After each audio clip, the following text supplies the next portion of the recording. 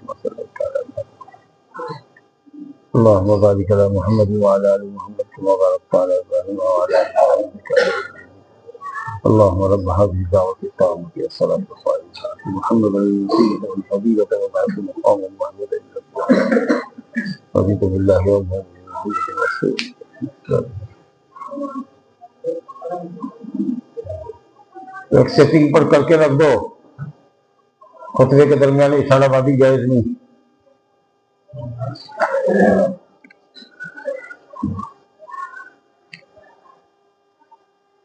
ان الحمد للہ نحمده ونستعینه ونستغفره ونعوذ بالله من شرور انفسنا ومن سيئات اعمالنا من يهده الله فلا مضل له ومن يضلل فلا هادي له واشهد ان لا اله الا الله وحده لا شريك له واشهد ان محمدا عبده ورسوله. يا ايها الذين امنوا اتقوا الله حق تقاته ولا تموتن الا وانتم مسلمون. يا ايها الناس اتقوا ربكم الذي خلقكم من نفس واحدة وخلق منها زوجها وبث منهما رجالا كثيرا ونساء واتقوا الله الذي تساءلون به والأرحام إن الله كان عليكم رقيبا. يا أيها الذين آمنوا اتقوا الله وقولوا قولا سديدا يصلح لكم أعمالكم ويغفر لكم ذنوبكم ومن يطع الله ورسوله فقد فاز فوزا عظيما. أما بعد فإن خير الحديث كتاب الله وخير الهدي هدي محمد صلى الله عليه وسلم وشر الأمور محدثاتها وكل محدثة بدعة وكل بدعة ضلالة وكل ضلالة في النار. أعوذ بالله من الشيطان الرجيم. زين للناس حب الشهوات من النساء والبنين والقناطير المقنطرة من الذهب والفضة والخيل المصومة والأنعام والحرث ذلك متاع الحياة الدنيا والله عنده حسن المآب. قل أنبئكم بخير من ذلكم للذين اتقوا عند ربهم جنات تجري من تحتها الأنهار خالدين فيها وأزواج مطهرة ورضوان من الله واللہ بصیر بالعباد. دینی بھائیوں، اسلامی بہنوں، خطبہ مسنونہ کے بعد سورہ آل عمران کی دو آیتیں 14 اور 15 تلاوت کی گئی ہیں. ان آیتوں میں اللہ رب العالمین کا ارشاد ہے زین للناس حب الشہوات من النساء. انسان کی فطرت میں اللہ نے کچھ چیزوں کی محبت ڈال دی.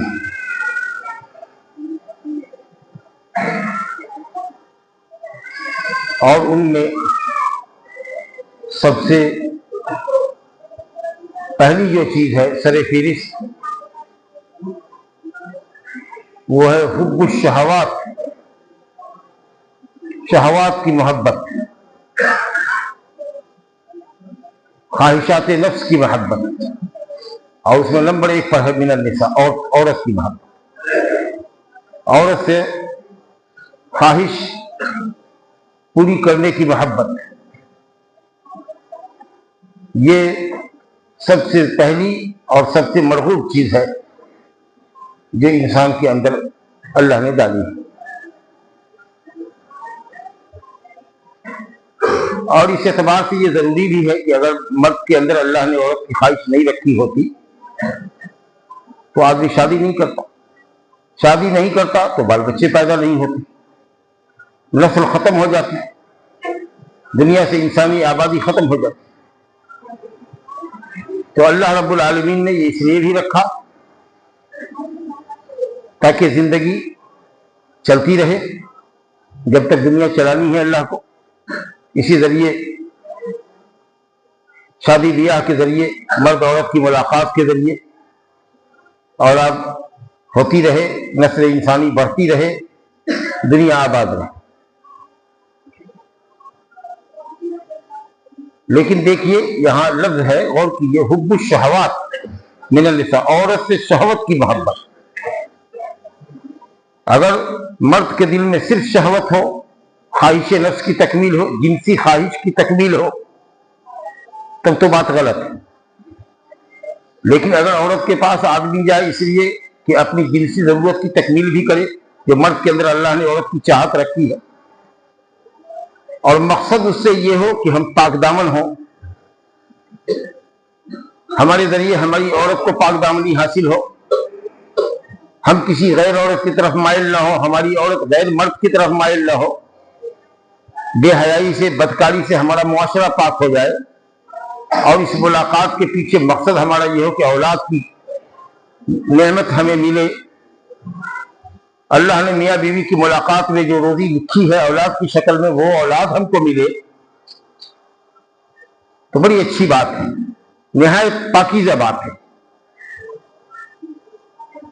اور یہ عورت جس کے ذریعے ہم اپنی جنسی خواہش کی تکمیل کرتے ہیں، اپنی پاک دامنی کا سامان کرتے ہیں، اولاد کی پیدائش ہوتی ہے جس سے نسل انسانی بڑھتی ہے،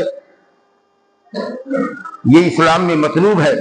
اور نبی کریم صلی اللہ علیہ وسلم نے اس کی ترغیب دی ہے، فرمایا تزوجوا الودود الولود فإنی مکاثر بکم الامم، نہایت محبت کرنے والی اور زیادہ بچہ دینے والی عورت سے شادی کرو، اس کی گھر کی خاندان کی عورتوں کو دیکھو کہ سلسلہ ان کے یہاں کیسا ہے، ایک دو بچے ہی لا کر کے رہ جاتی ہے، یا بانجپن کی شکار ہے، بچہ ہی نہیں ہوتا ہے اس خاندان کی عورت کو۔ یہ سب ڈھونڈ کے تلاش کے اس کی ماں کو دیکھو، اس کی بہنوں کو دیکھو، اس کی پھوپھیوں کو دیکھو، خالاؤں کو دیکھو کہ ماشاءاللہ ان کے ہاں اولاد کی کثرت ہے، کسی کے یہاں 5 ہے، کسی کے یہاں 7 ہے، کسی کے یہاں 8 ہے، کسی کے یہاں 10 ہے۔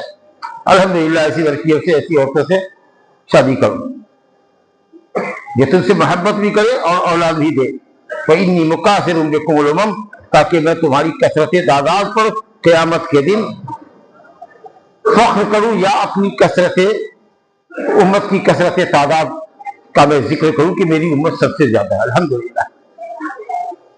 آپ صلی اللہ علیہ وسلم نے یہ بھی فرمایا الدنیا کلھا متاع وخیر متاعها المرأة الصالحہ، دنیا کی ہر چیز پونجی ہے مگر سب سے اچھی پونجی نیک بیوی۔ بڑی خوش قسمتی ہے کہ کسی انسان کو نیک بیوی ملے جو اللہ کا بھی حق ادا کرے، شوہر کا بھی حق ادا کرے، بال بچے کی بھی تربیت صحیح ڈھنگ سے کرے، صرف جنسی خواہش کی تکمیل مقصد نہیں، وہ صرف عیاشی کا سامان نہ ہو، صرف جنسی خواہش کی تکمیل کی مشین نہ سمجھیں آپ اس کو۔ بڑے بڑے مقاصد ہیں شادی کے پیچھے، ان تمام مقاصد کو اگر آپ سامنے رکھ کے کرتے ہیں تو الحمدللہ یہ عبادت ہے۔ آدمی اگر اپنی بیوی کے پاس جاتا ہے کہ خود پاک دامن ہو، اپنی عورت کو پاک دامن کرے تو ثواب بھی پاتا ہے۔ کسی نے کہا یا رسول اللہ بیوی کے پاس جائے گا، شہوت پوری کرے گا، خواہش نفس پوری کرے گا، اس کے بعد ثواب بھی ہے اس کو؟ تو آپ نے کہا کہ اگر وہی خواہش نفس کی تکمیل غیر عورت سے کرے گا تو کیا گناہ نہیں ہوگا؟ کہا تو پھر اپنی بیوی کے پاس اگر آئے گا تو ثواب کیوں نہیں ملے گا؟ ایک دم لاجیکل آپ نے جواب دیا، جو ذہن کو اپیل کرتا ہے کہ بالکل صحیح۔ لذت تو دونوں جگہ ملتی ہے، لیکن ایک حرام ہے ایک حلال ہے، تو جب حرام میں لذت حاصل کرنے والے کو گناہ ہے تو حلال عورت کے پاس آ کر کے، اپنی بیوی کے پاس آ کر کے اگر لذت حاصل کرتا ہے ثواب کیوں نہیں ہے؟ اور پھر خود بھی پاک دامن ہوتا ہے، اپنی عورت کو بھی پاک دامن کرتا ہے اور اولاد بھی چاہتا ہے ملاقات کے ذریعے۔ اس سے معلوم یہ ہوا کہ ایک دو بچہ پیدا کر کے قطع نسل کر دینا، اولاد کے آنے کے سلسلے کو بند کر دینا، اس خوشگمانی میں کہ 2 بچہ رہے گا تو خوب اچھا پڑھا لیں گے، زیادہ ہوگا تو کہاں سے کھلائیں گے، کہاں سے تعلیم دلائیں گے، یہ آپ کی طرف سے خوشگمانی ہے، لیکن اللہ کے تعلق سے بدگمانی ہے۔ اللہ تعالیٰ اولاد دیتا ہے تو اس کے ساتھ ساتھ روزی بھی بڑھاتا ہے۔ حدیث انما ترزقون وتنصرون بضعفائکم، بیوی بچوں اور بوڑھے کمزور لوگوں کے، غریب اور مسکین بوڑھوں کی دعاؤں سے تمہیں روزی دی جاتی ہے۔ آپ کے گھر میں آپ کی بیوی کمزور ہے جو کما نہیں سکتی ہے، کمانے کے جھنجٹ سے اللہ نے ان کو آزاد کیا ہے، اسی طریقے سے آپ کے چھوٹے چھوٹے بچے ہیں ماشاءاللہ، ان کی برکت سے آپ کو روزی ملے گی۔ اللہ نے کہا کہ کیوں پریشان ہوتے ہو، نحن نرزقکم وإیاکم، جیسے ہم تم کو روزی دیتے ہیں تمہاری اولاد کو ہم ہی روزی دیں گے۔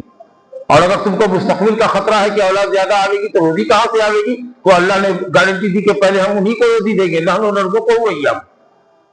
تو خطرہ میں سے محسوس مت کرو، محنت کرو، اللہ تعالیٰ محنت میں برکت دے گا۔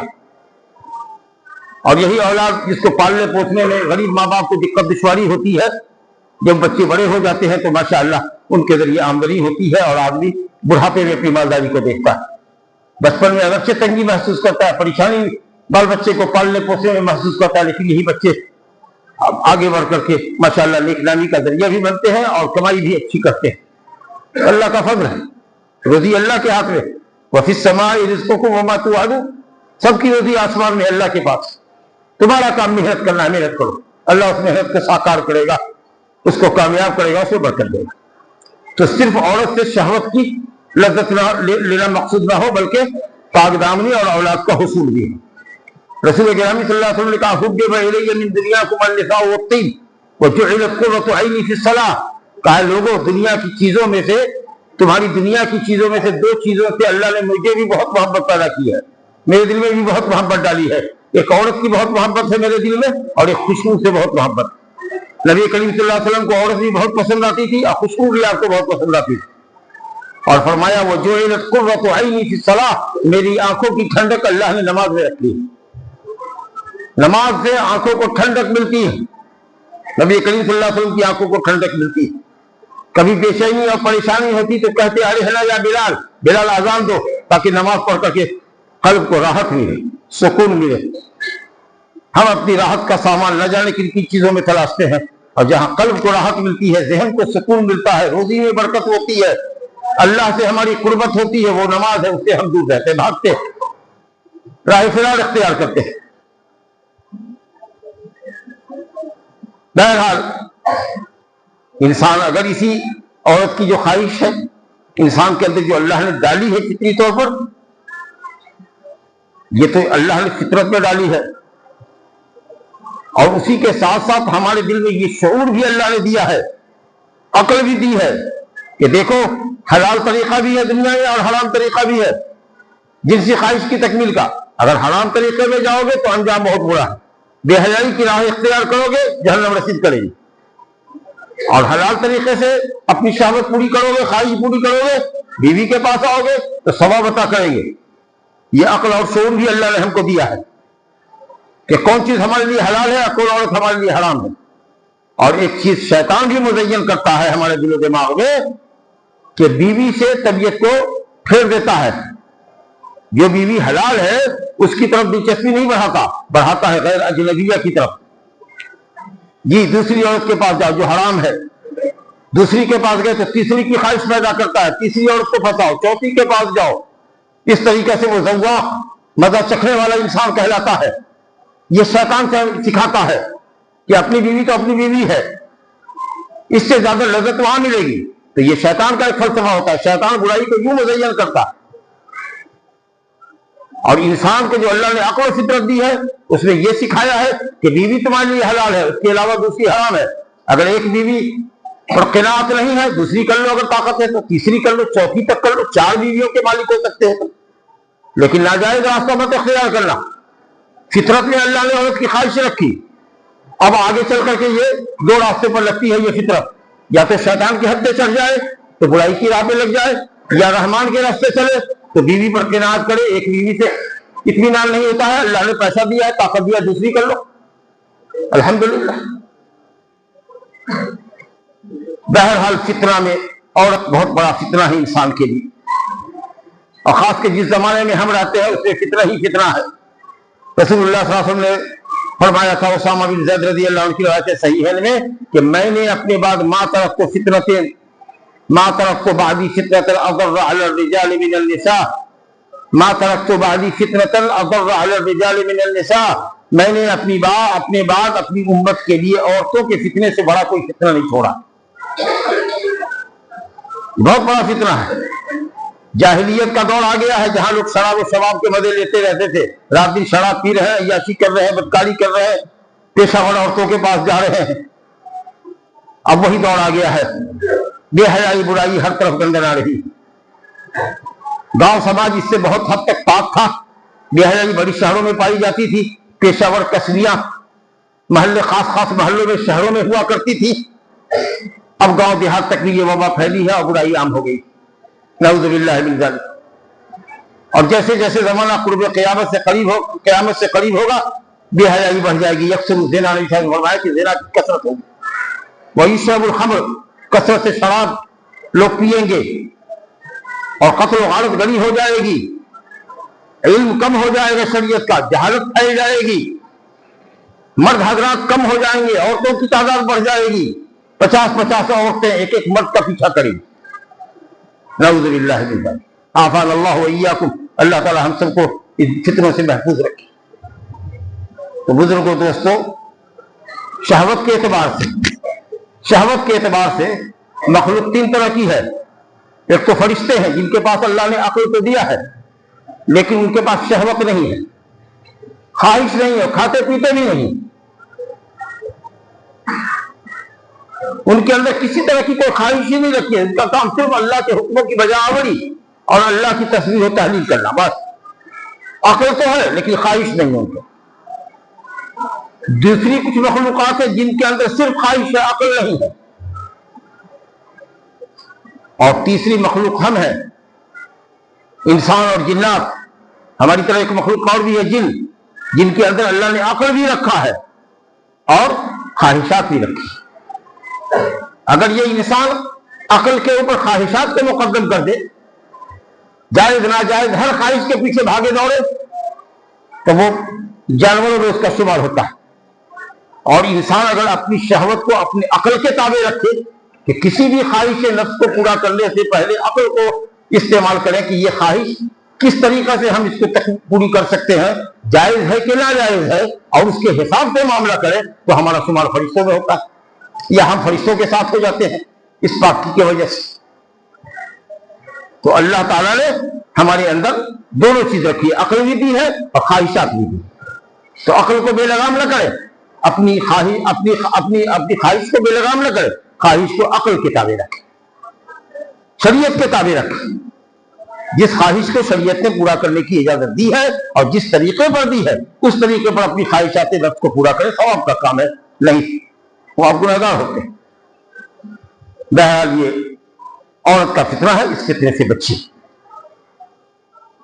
4، بے حیائی اور برائی ہر طرف نظر آ رہی ہے آپ کو۔ اللہ سے ڈریے، سوشل میڈیا وغیرہ کا استعمال مت کیا کیجیے، خاص کر کے ان تصویروں کو دیکھنے کے لیے، یوٹیوب کے پر ہو یا فیس بک پر ہو یا انسٹاگرام پر ہو، ان عورتوں کو مت دیکھا کیجیے۔ یہ سب تو اس لیے شر اور فساد کے مواد سے بھری ہے تاکہ معاشرے کو بگاڑے، خاص کے مسلم معاشرہ ان کے نشانے پڑے، مرد اور عورت، ان سے پرہیز کیجیے۔ لیکن ایسی بھی آبادی کے اندر اگر کوئی نیم بڑھانا چل رہی ہو یا تنگ لباس پہن کر کے لڑکیاں چل رہی ہو، عورتیں چل رہی ہو، تو اگر اچانک سے بھی نظر پڑ جائے تو فوراً نظر کو نیچی کر لیجیے، پھیر لیجیے، نگاہوں کو مت سیکھیے تاکہ نظر کے گناہ سے بچے۔ اور اگر بے چینی ہو جائے، خواہش نفس ابل پڑے، عورت سے ملنے کی خواہش ہے، تو ماشاءاللہ آپ کے پاس بیوی ہے، بیوی کے پاس آ جائے۔ ایک طرف گناہ سے بھی بچ گئے آپ، اور دوسری طرف آپ نے بیوی سے اپنی حاجت کی تکمیل کر کے ثواب بھی حاصل کر۔ تو صرف یہی نہیں ہے کہ فساد کا ذریعہ دنیا میں یہ عورتیں ہی، عورتیں پاکی کا بھی ذریعہ۔ اگر ایک عورت نیک ہے اور آپ کی پاک دامنی کا ذریعہ بنتی ہے اور آپ کو نیکی پر ابھارتی ہے، تو ماشاءاللہ وہ دنیا کی بہترین پونجی ہے، نبی صلی اللہ علیہ وسلم نے فرمایا۔ تو جیسے کہتے ہیں نا ہم لوگ کہ سکے کے 2 رخ ہوتے ہیں، تو اسی طریقے سے عورتیں بھی 2 طرح کی ہوتی ہیں، یا خواہشوں کی تکمیل بھی 2 طریقے سے ہوتی ہے، جائز اور ناجائز طریقے سے، اس کا خیال رکھیں۔ اس کے بعد اللہ نے کہا والبنین، بیٹوں کی محبت۔ بیٹوں کی محبت بھی انسان کے دل میں فطری طور پر ڈالی گئی ہے۔ بیٹے پر بیٹا، بیٹے پر بیٹا، بیٹے پر بیٹا ہو رہا ہے، تو ہماری اسلامی کا دن مجھ پر تاؤ دے رہا ہے۔ ہمارے یہاں تو بیٹے ہی بیٹے ہیں، 8 بیٹے ہیں، 10 بیٹے ہیں، 7 بیٹے ہیں، 7 لاٹھی ہے، 8 لاٹھی ہے، وہ فخر کرتا ہے، زینت اختیار کرتا ہے، اب اس کو اپنے لیے اپنی زینت سمجھتا ہے، فخر و مباحات کرتا ہے کہ ہمارے پاس 8 بیٹے ہیں، 10 بیٹے ہیں۔ یہ نہیں کہتا کہ اللہ تعالیٰ کی نعمت ہے ان بچوں کو اچھی تعلیم دے، تربیت دے، دین سے آراستہ پیراستہ کرے، ان کو نمازی بنائے، فرما بردار بنائے، اللہ کا ماں باپ کی اطاعت کا سبق اس کو سکھلائے تاکہ وہ ہمارے ساتھ خدمت کرے، نیکی کرے، مرنے کے بعد ہمارے لیے صدقہ جاریہ ہو۔ صرف اولاد پیدا کیے جا رہا ہے اور اس کی تعلیم و تربیت کی فکر نہیں کر رہا ہے، اور اولاد کی کثرت پر فخر کرنا۔ ایک طرف سے یہ ہے تفاخر اور تکاثر کہ ہمارے پاس اتنے بیٹے، ہم فخر کا اظہار کرتا ہے، اور دوسری طرف حالت یہ ہے کہ بیٹا ہی پسند کرتا ہے، بیٹی پسند نہیں کرتا ہے۔ اگر ایک بیٹی خیر سے ہوئی تو چلو برداشت کرے گا، تو تین بیٹوں کے درمیان ایک بیٹی ہے تو اچھی ہے، لیکن اگر دو بیٹی آئی، تین بیٹی آئی، قسمت سے تینوں بیٹی لگاتار ہی ہے، تو مت پوچھئے کہاں کہاں دوڑتا ہے، کہاں کہاں تعویذ کے لیے بھاگتا ہے، دوڑتا ہے، اور عورتوں کو مورد الزام ٹھہراتا ہے کہ یہی بچہ بیٹی لاتی ہے۔ اب کی اگر چوتھی بار بیٹی لائی نا تو طلاق دے دے گی، جیسے لگتا ہے کہ بیٹا بیٹی پیدا کرنا عورت کے بس میں۔ لا حول ولا قوت الا باللہ۔ ارے ہم ایسے بھی لوگوں کو جانتے ہیں کہ 8-8 9-9 10-10 بیٹیاں ہو گئی، مگر انہوں نے اللہ سے امید نہیں چھوڑی، 11واں جو بچہ پیدا ہوا وہ بیٹا ہوا۔ اب پھر اس کے بعد وہ بیٹی یہ پیدا ہوئی کہ وہ اور بیٹا ہو جائے گا، وہ اور ہو جائے گا، لیکن اس کے بعد بھی وہ بیٹیاں پیدا ہوئی، تو 11 12 بیٹیوں کے باپ کو دیکھا کہ صاحب وہ بیٹے کی چاہ میں ایک بیٹا رہا، الحمدللہ سب کی اچھی کو شادی کر دی۔ تو اللہ کی ہم سے مایوس نہیں ہونا چاہیے۔ یہاں بولے من یشاء اناثا وہ یہاں بولے من یشاء الذکور، اللہ جس کو چاہتا ہے صرف بیٹیاں ہی دیتا ہے، جس کو چاہتا ہے صرف بیٹے ہی دیتا ہے، اور یزوجہم ذکرانا و اناثا، اور کسی کو بیٹا اور بیٹی دونوں دیتا ہے۔ یہ تو اللہ کی دین ہے، اس کی نعمت ہے، اس میں آپ کی بیوی کا کیا قصور ہے؟ لا حول ولا قوت الا باللہ۔ تین جاہلیت والوں کا عقیدہ ہے آپ کے سامنے کہ مشرکین کے یہاں جب بیٹی پیدا ہوتی تھی، اب کوئی کہتا تھا کہ اے بھلا تمہارے یہاں بیٹی پیدا ہوئی ہے، تو شرم کے مارے منہ چھپائے پھرتا تھا، اور اتنا غم اور حزن و ملال اس پر طاری ہو جاتا کہ اس کا چہرہ غم کے مارے سیاہ ہو جاتا۔ ظل وجهه مسودا وهو كظيم، اس کا چہرہ بیٹی کی خبر سن کر کایا ہو جاتا اور غم و الم سے بالکل بھر جاتا۔ یہ کیا ہو گیا؟ کون سے چھپا چھپا پھرتا کہ لوگ کہہ رہا اس کے گھر میں بیٹی ہوئی ہے، اس کے گھر میں بیٹی ہوئی ہے جی، اور اس فراق میں رہتا کہ کیسے بیوی کے گود سے بچی کو چھینے اور جا کر کے زندہ درگور کرا دے۔ لا حول ولا قوت الا باللہ۔ یہ حالت کیوں پیدا کر دی ہے؟ ہم لوگوں نے پیدا کر لی ہے۔ اگر شادی سنت کے مطابق کرتے، سادگی سے کرتے، لین دین سے پاک کرتے، تو کئی بیٹیاں بھی ہوتی تو ہمارے لیے رحمت ہی ہوتی، اور ماں باپ کی خدمت کے لیے بیٹی پہلے دوڑتی ہے، بیٹے سے پہلے آتی ہے اور خدمت میں جٹ جاتی ہے۔ لیکن برا ہو اس معاشرے کا، یا معاشرے میں لوگوں کا جو دنیا پسنددار ہے، مال در پرست ہے، جو بیٹے کو مال و متاع سمجھتے ہیں اور بیٹی کا سودا کرتے ہیں، بیٹے کو بیچتے ہیں، بیٹی والوں سے منہ مانگی رقم لیتے ہیں۔ خاص کچھ اگر پڑھا دیا، کہیں سے قسمت سے روزی مل گئی تو اللہ کی نعمت پر شکر گزار ہونا چاہیے۔ تو پوری پڑھائی، زندگی بھر کی پڑھائی کی قیمت اس سے وصولتے ہیں کہ صاحب ہم نے بیٹے کو پڑھایا ہے اور اتنے لاکھ روپے ہمارے خرچ ہوئے ہیں، وہ آپ کو دینا ہے، تب آپ کو ہم بیٹا دیں گے۔ لا حول ولا قوت الا باللہ۔ اس کو مال و متاع سمجھتے ہیں، بیچنے کی چیز سمجھتے ہیں آپ، جبکہ حکم ہے شریعت میں کہ بیٹی کو دو، عورت کو دو، مہر دو۔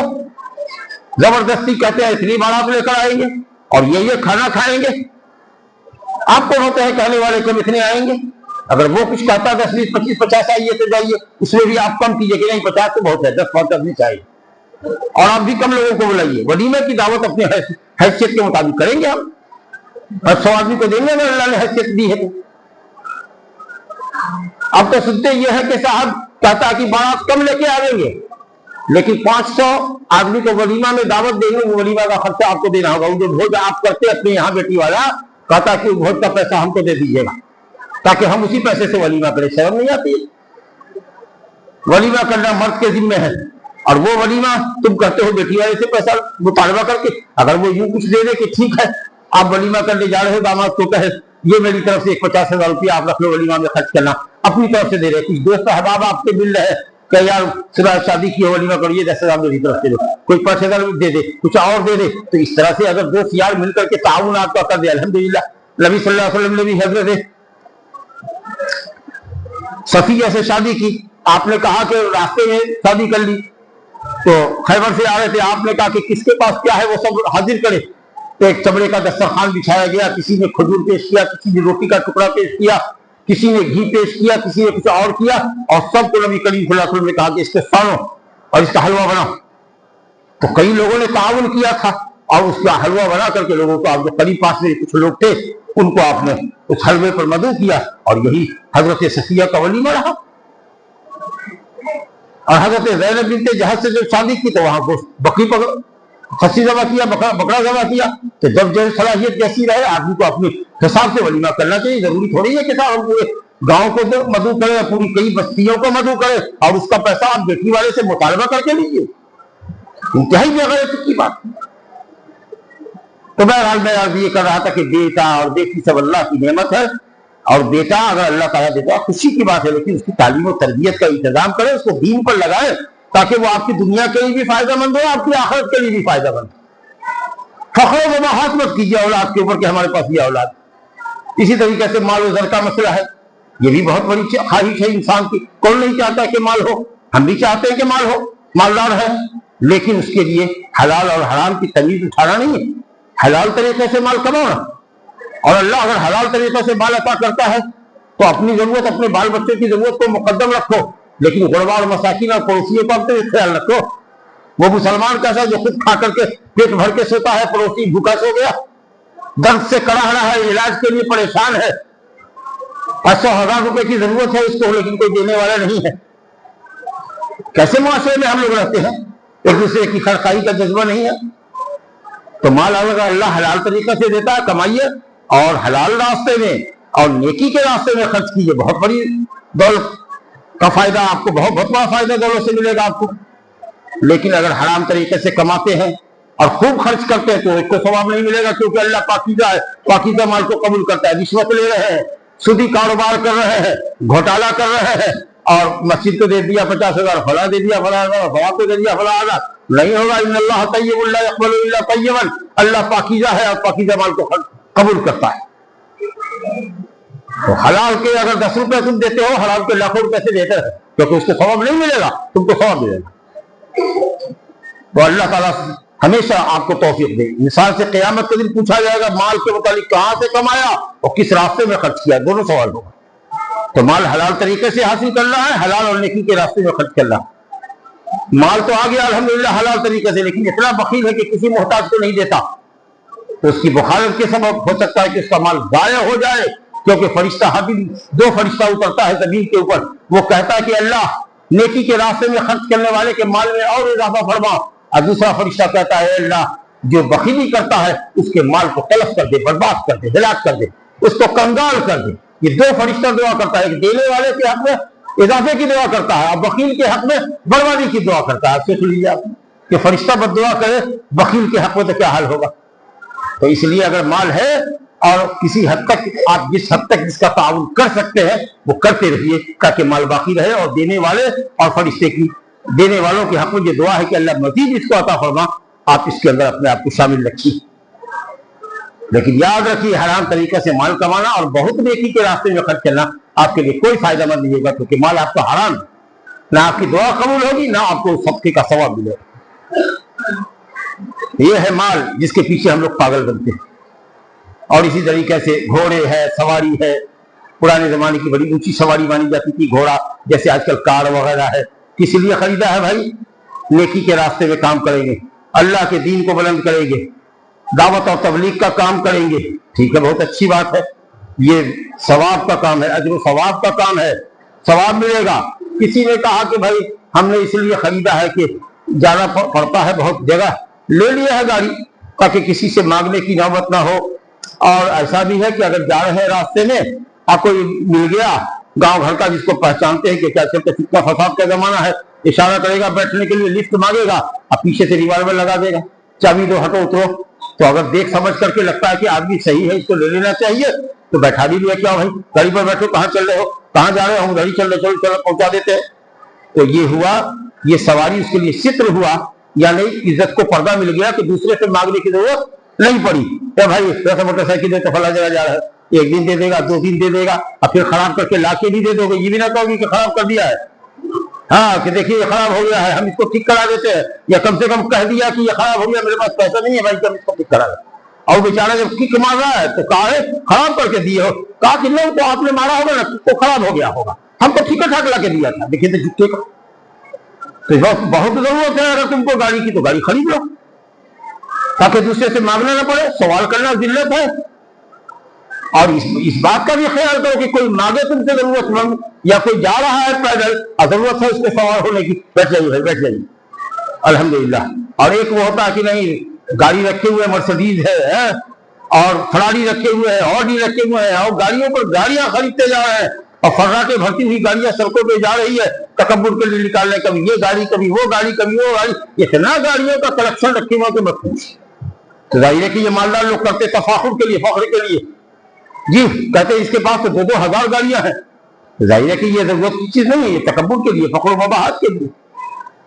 اسی طریقے سے مال مویشی کھیتی باڑی یہ سب جو انسان کی فطرت میں ہے بھیا, مقصد یہی ہے کہ اگر نیک مقاصد کے لیے ان چیزوں کا استعمال کرتے ہو تو یہ جو خواہشات اللہ نے رکھی ہے فطری طور پر آپ کے دل میں یہ اچھی ہے. لیکن اگر مقصد یہ سب نہیں ہے, مقصد جیسے تیسے زندگی گزارنا ہے اور غیر شرعی زندگی گزارنا ہے اور بے سمجھی کی زندگی گزارنا ہے اور خواہشات نفس کو اپنی عقل پر اپنی شریعت کے اوپر اللہ کی نازل کرنا, شریعت کے اوپر مقدم کرنا ہے, تو یہ فساد اور ہلاکت اور بربادی. اس کے بعد اللہ تعالیٰ کہتا ہے قل اونبئکم بخیر من ذالکم, اے نبی لوگوں سے کہیے کہ یہ سب جو چیزیں ہیں یہ سب دنیا کی پونجی ہے, دنیا کی پونجی جو سریع الزوال ہے, جلدی ختم ہو جانے والی دنیا ہے, اس کی پونجی ہے. یا تو آدمی دولت چھوڑ کے چلا جاتا ہے یا زندگی میں دولت اس کا ساتھ چھوڑ دیتی ہے, اس کے علاوہ کوئی اور صورت نہیں ہوتی ہے. 100 سال 200 سال 500 سال زندگی جینے کے لیے نہیں آئے ہو, دولت رہے گی تم چلے جاؤ گے. یا کتنا آدمی تو غربت اپنی زندگی میں دیکھ کے مرتا ہے, چند روزہ زندگی ہے. اصل حیات کیا ہے آخرت کی, وَإِنَّ الدَّارَ الْآخِرَةَ لَهِيَ الْحَيَوَانُ, آخرت کی زندگی حقیقی زندگی ہے, اس کو بڑھاؤ. اور اس کا نسخہ اللہ نے دیا ہے کہ نبی کہہ دیجیے ان لوگوں کو کیا دنیا کی مال و متاع کے مقابلے میں بہتر چیز نہ بتا دیں. ایمان و عمل والوں کے لیے, متقیوں کے لیے جو نیکی کا کام کرتے ہیں, برائی کے کاموں سے بچتے ہیں, اللہ ان کو قیامت کے دن آخرت کی دائمی زندگی میں جنت عطا فرمائے گا. اس سے بڑھ کے کیا نعمت چاہیے, اس کو حاصل کرو. کہ چند روزہ دنیا کی دولت جو ختم ہو جانے والی ہے اس کے پیچھے پاگل مت بنو. دائمی نعمت جو جنت کی ہے, اور جنت میں بھی اللہ تعالیٰ نے فرمایا کہ جنات تجری من تحتها الانہار, نہریں جاری ہوں گی جنت میں. ہر جنتی کے محل کے نیچے, محل اوپر ہے اور نیچے جاری ہے نہریں, پانی کی نہریں جس کو کسی نے چھوا بھی نہ ہوگا, اتنا صاف شفاف پانی. شراب کی ایک نہر ہوگی جو پینے والے کو لذت دے گی. جی اس میں نشہ نہیں ہوگا, مستی اور سرور ہوگا, نشہ نہیں ہوگا جی. اور اسی طریقے سے دودھ کی نہر جی, جس کا ذائقہ کبھی نہ بدلے گا. وہ بھینس گائے کے پھل سے نکلا ہوا دودھ نہ ہوگا کہ 2 دن کے بعد 1 دن کے بعد خراب ہو جائے. وہ دودھ کی نہر اللہ پیدا کرے گا, وہ ایسے ہی ہمیشہ فریش رہے گی. وہ وانہار من عسل مصفی, اور پیور شہد کی نہر رہے گی. اب دیکھ لیجیے یہ چاروں نہر برابر چل رہی ہے اور اپنے اپنے دائرے میں چل رہی ہے, کوئی گڑھا گڑھی نہیں ہے, میڑ نہیں ہے, دیوار کھڑی نہیں کی گئی ہے کہ اس کے اندر وہ نہر بہ رہی ہے. سب نہر وہ سکتا زمین پہ بہ رہی ہے, اس کا ایک دائرہ ہے. جیسے پنسل سے اسکیل سے لکیر کھینچ دیتے ہیں نا کہ یہ اور یہ, اس کے بیچ میں وہ بہ رہی ہے, اس کے بعد وہ بہ رہی ہے, اس کے بعد وہ اب کوئی کسی میں مل نہیں رہی ہے, مکس نہیں ہو رہی ہے. اللہ کی قدرت اللہ. اور یہاں پر جنسی خواہش کی تکمیل ہے. اللہ نے یہاں رکھی ہے خواہش عورت کی ہمارے دل میں, ماشاء اللہ. عورت یہاں بھی نہیں رہے گی, جنت میں بھی رہے گی. اللہ نے کہا وازواج مطہرۃ, انتہائی پاکیزہ بیویاں دیں گے. یہاں کی بیوی کو تو نیکا کھٹارا تھوک پسینہ بدبو سب آتی ہے, حیض نفاس سب آتا ہے, پھوہڑ ہوتی ہے, بد زبان ہوتی ہے, حسد کینہ رکھنے والی ہوتی ہے. لیکن وہاں کی عورتیں ایک دم پاک صاف ہوں گی, انتہائی محبت کرنے والی شوہر سے جی, اور ہر طرح کی آلائش سے, ظاہری باطنی ہر طرح کی آلائش سے پاک ہوگی. ازواج مطہرہ جی, کیا ہی پاک بیوی آپ کو ملے گی. یہ دنیا کی بیوی اگر جنتی ہوئی آپ کی تو آپ کو مل جائے گی. بیوی کو جنتی بنائیے, نیکی کے راہ پہ لگائیے جی, ورنہ آپ جائیے گا جنت میں, بیوی رہے گی جہنم میں. آپ 2 بیوی والے ہیں تو انشاءاللہ وہ 2 بیویاں بھی آپ کے پاس رہے گی. آپ کوئی مرد ایسا ہے جس سے زندگی میں کبھی شادی نہیں کی, اس کو اس کے پسند کی بیوی نہ ملی, یا ہو سکتا ہے کوئی اور وجہ ہو, کوئی عورت ہے بدصورت ہے بیچاری, ایک آنکھ کی اندھی ہے، زندگی بھر اس کو شوہر نہیں ملا، صبر و شکیت کے ساتھ اس نے اپنی زندگی گزار لی، اپنے جذبات پر قابو رکھا اللہ کی محبت میں، اللہ تعالیٰ اس کو ان مردوں سے ملائے گا جن مردوں کی شادی نہیں ہوئی ہوگی، جنت میں جی۔ اور اگر کسی عورت نے 2 مرد سے شادی کیا، یہ کے بعد دیگرے، پہلے ایک مرد سے شادی کیا وہ مر گیا، پھر دوسرے مرد سے شادی کی، اب اس کو کون مرد ملے گا، دوسری جنت لے گیا، تو علماء نے کہا کہ اختیار دیا جائے گا کہ دونوں میں سے کس کو پسند کرتی ہے، لیکن صحیح قول یہ کہ آخری والا جو شوہر ہوگا جس کی زوجیت میں رہتے ہوئے وہ مری ہوگی، اس آدمی کے حوالے کی جائے۔ تو یہ تو دنیا کی عورتوں کا معاملہ ہوا، اور اس کے علاوہ اللہ تعالیٰ حور عین عطا فرمائے گا، ایسی عورتوں کو وہاں پیدا کرے گا جو حور عین ہوگی، انتہائی گوری چٹی ہوگی اور آنکھیں ان کی بڑی بڑی ہوگی، خوبصورت ہوگی۔ ارے وہ نعمتیں اللہ جنت میں دے گا جن کو دنیا میں کسی آنکھ نے نہ دیکھا، نہ کسی کان نے سنا، نہ کسی دل کے اوپر خیال گزرا ہوگا، وہ نعمتیں اللہ دے گا۔ اور اس کے بعد کہتا ہے وَرِضْوَانٌ مِّنَ اللَّهِ أَكْبَرُ، اور جنتیوں اللہ کہے گا کہ اے بندو ہمیشہ میں تم سے راضی رہوں گا، کبھی ناراض نہیں ہوں گا۔ یہ کہتے ہیں کہ اللہ تعالیٰ کی بہت بڑی نعمت ہے، اور اس سے بھی بڑی نعمت یہ ہوگی کہ اللہ کہے گا کہ میرا دیدار نہ کرو گے، تو اللہ رب العالمین نے اپنا ساکشات دیدار جس کو کہتے ہیں ایک دم واضح طریقے سے آپ اللہ کا دیدار کریں گے جنت میں، جو سب سے بڑی نعمت ہوگی اہل جنت کے۔ تو اب فیصلہ تم کو کرنا ہے کہ چند روزہ زندگی کے لیے ان خواہشات کے بندے بن کر کے رہو گے جو خواہشات تمہارے اندر فطری طور پر پیدا کی گئی، اور شیطان تم کو غلط راستے پر ان خواہشات کی تکمیل کے لیے دوڑا رہا ہے، یا اپنی خواہشات پر لگام رکھو گے، اپنی عقل سے کام لو گے، شریعت پر عمل کر کے اللہ کی جنت کو پاؤ گے، اللہ تعالیٰ کی اس نعمت کو پاؤ گے۔ میری دعا ہے کہ اللہ رب العالمین ہمیں دنیا کی بے ثباتی کو سمجھنے کی توفیق دے کہ یہاں کی جو بھی لذتیں ہیں وہ چند روزہ ہے، آنی جانی ہے، آخرت کی دائمی لذت ہم سے نہ چھوٹے اور آخرت میں ہماری نجات ہو جائے، اس کی ہمیں فکر کرنی ہے۔ یہ مہینہ جو چل رہا تھا یہ بھی روزے کا تھا، نبی صلی اللہ علیہ وسلم کثرت سے رکھا کرتے تھے، نہ ایسا جیسا کہ آج اہل بدعت کرتے ہیں کہ 15 شوال کی رات کو وقت جگہ کرتے ہیں اور قبرستان بھاگتے ہیں اور نمازیں متعین رکعات میں پڑھتے ہیں اور تلاوت کرتے ہیں اور وہ سب وظیفہ کرتے ہیں جو کبھی ان کو توفیق نہیں ہوتی، سمجھا۔ اور ایک 15 کا آج جو شعبان کا روزہ ہے وہ روزہ رکھتے ہیں جو کہ ثابت نہیں ہے۔ کثرت سے پیارے مصطفیٰ صلی اللہ علیہ وسلم اس مہینے میں روزہ رکھتے تھے، کیونکہ اصل میں یہ مہینہ نوید ہے، آنے والے مہینے کے لیے خوشخبری ہے کہ اس کے بعد جو مہینہ آ رہا ہے وہ سید الشہور ہے، وہ نیکیوں کا موسم ہے، اس کے لیے اپنے آپ کو تیار کرو، اپنے دل کو آخرت کی طرف مائل کرو۔ اس لیے علماء کہتے تھے کہ جو مہینہ گزرا اس سے پہلے رجب کا یہ کھیت پودا لگانے کا مہینہ ہے، اور یہ جو شعبان کا مہینہ گزر رہا ہے یہ پودے میں پانی دینے کا مہینہ ہے، اور پھل کاٹنے کا مہینہ، فصل کاٹنے کا مہینہ رمضان۔ اللہ رب العالمین ہم سب کو آخرت کا سامان، مغفرت کا سامان، جنت کو حاصل کرنے کے سامان اور اسباب کو تلاشنے کی اللہ تعالیٰ زیادہ سے زیادہ توفیق عطا فرمائے۔ اللہ تعالیٰ سمیع مجید، وصلی اللہ وسلم وبارک علی نبینا محمد وعلی آلہ وصحبہ اجمعین۔ اقول قولی ھذا واستغفر اللہ لی ولکم۔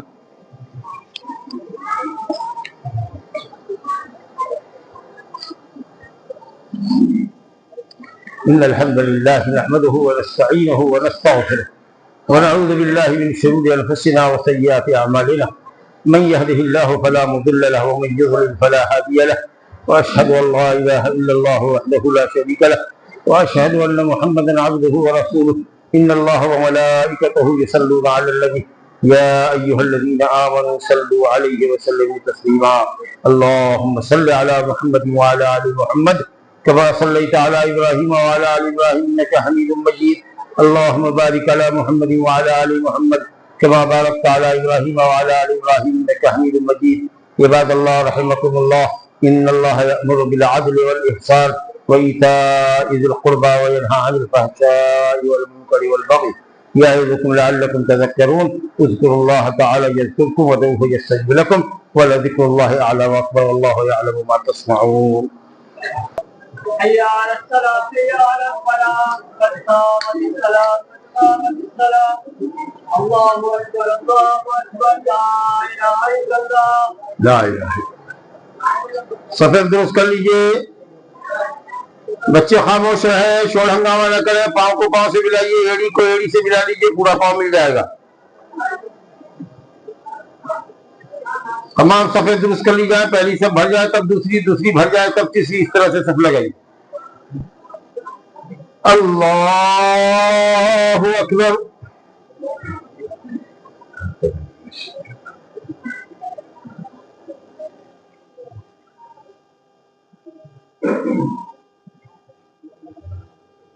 الحمد لله رب العالمين الرحمن الرحيم مالك يوم الدين إياك نعبد وإياك نستعين اهدنا الصراط المستقيم صراط الذين أنعمت عليهم غير المغضوب عليهم ولا الضالين.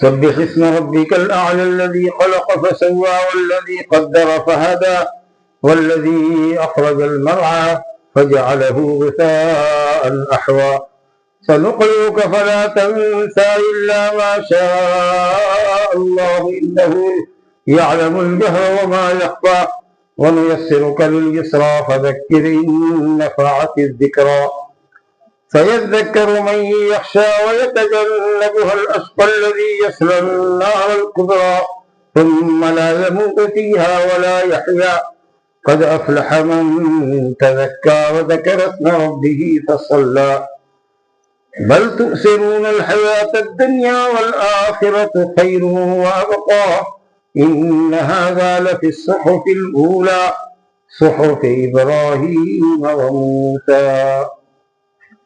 اللہ اکبر.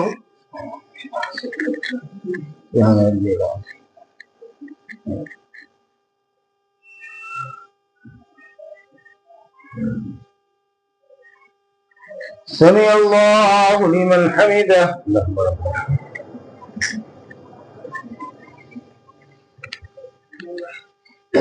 اللہ اکبر.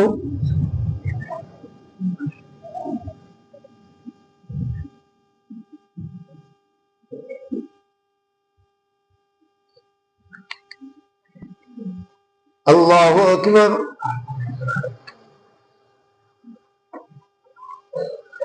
اللہ اکبر.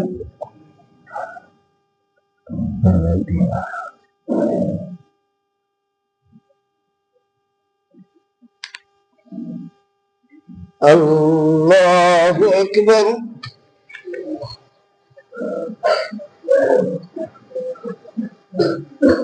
الحمد لله رب العالمين الرحمن الرحيم مالك يوم الدين إياك نعبد وإياك نستعين اهدنا الصراط المستقيم صراط الذين أنعمت عليهم غير المغضوب عليهم ولا الضالين.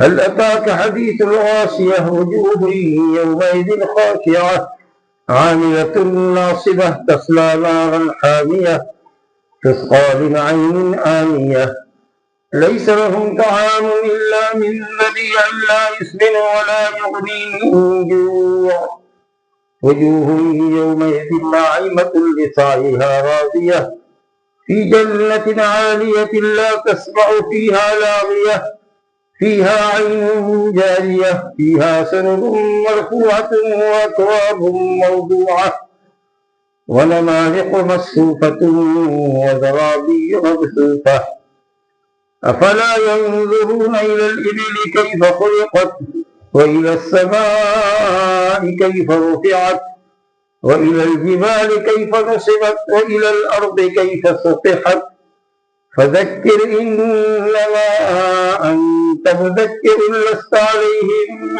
بمسيطر إلا من تولى وكفر فيعذبه الله العذاب الأكبر إن إلينا إيابهم ثم إن علينا حسابهم. الله أكبر.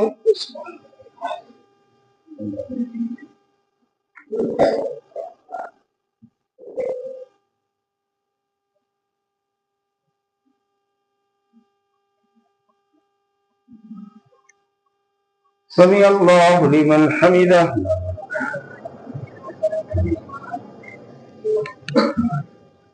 الله أكبر.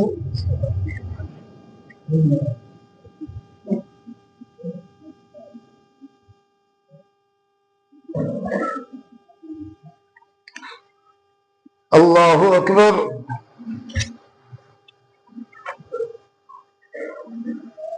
اللہ اکبر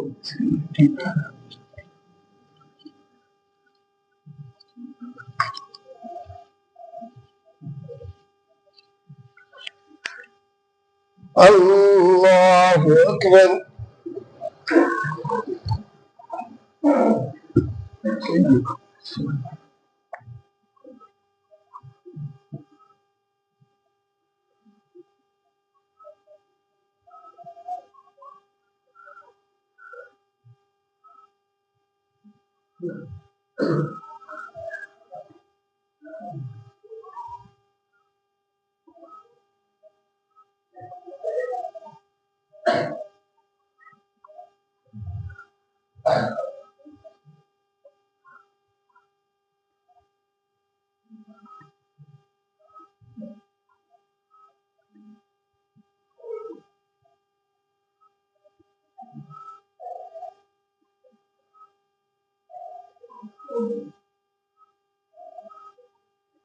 السلام علیکم ورحمۃ اللہ السلام علیکم ورحمۃ اللہ استغفر اللہ استغفر اللہ استغفر